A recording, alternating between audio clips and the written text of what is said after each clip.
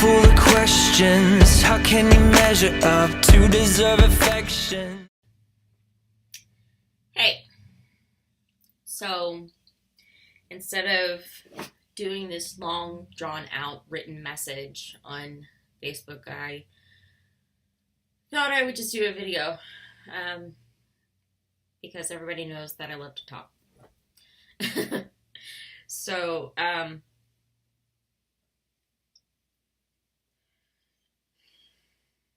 was a lot harder than I thought. So I went to see a doctor today, a neurologist, and he basically confirmed that I do have ALS.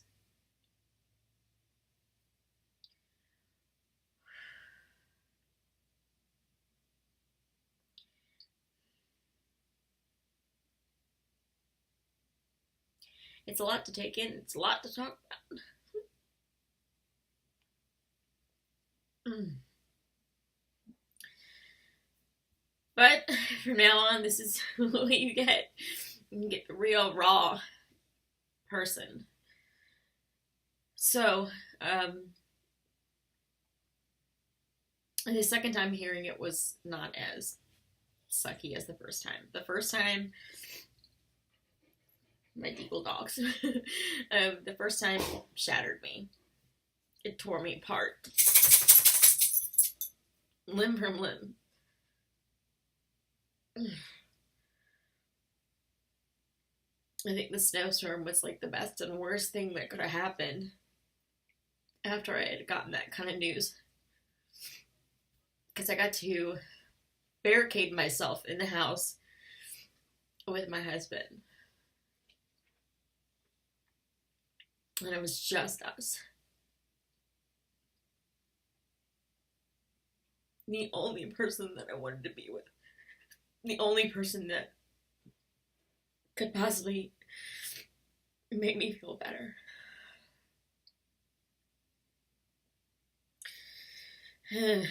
Anyway. So, second time around, not as bad. But it wasn't as bad because the doctor was amazing. And it makes a difference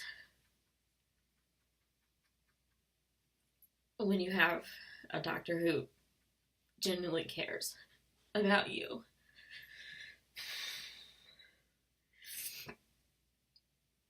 It sucks because he's looking at me and saying, you know, I can tell you're a good person.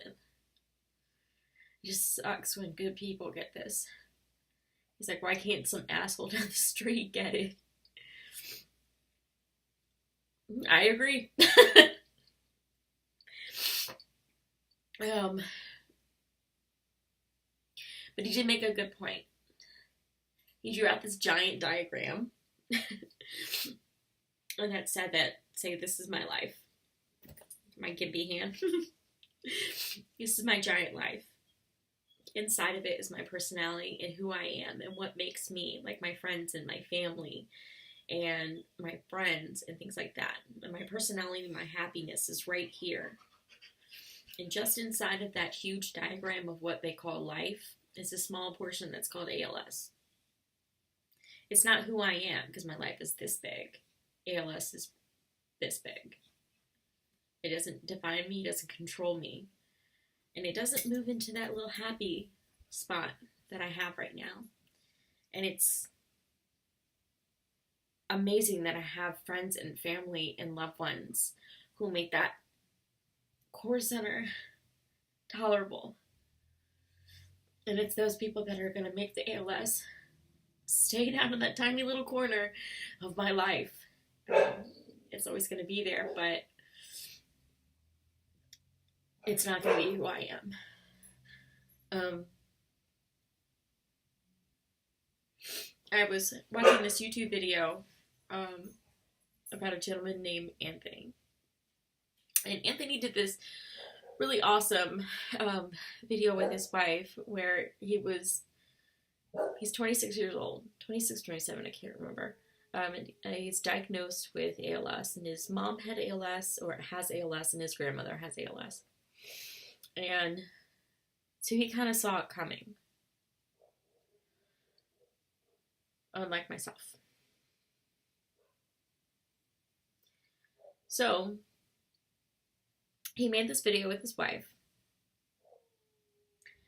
and basically it was a video about ALS and how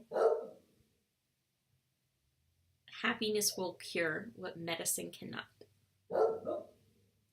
And that's kind of the mentality that I need to take on this whole crappy, messed up situation, this disease. And it really pisses me off that, and I completely agree with Anthony on this, is that I really wish that pharmaceutical companies and medical companies would take a little bit more time to research and try to develop a medication or a cure for ALS. And instead, they turn a cheek and they said, hey, you know what? They're terminal. It doesn't matter. I matter. This is the face of someone with ALS. And I matter. And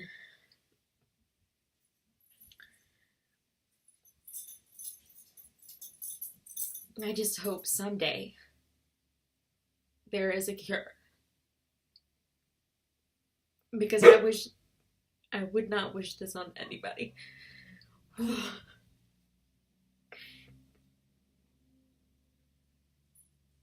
It's pretty sad when you go to sleep at night and you're like, man, I really wish I had anything else on the entire planet but this.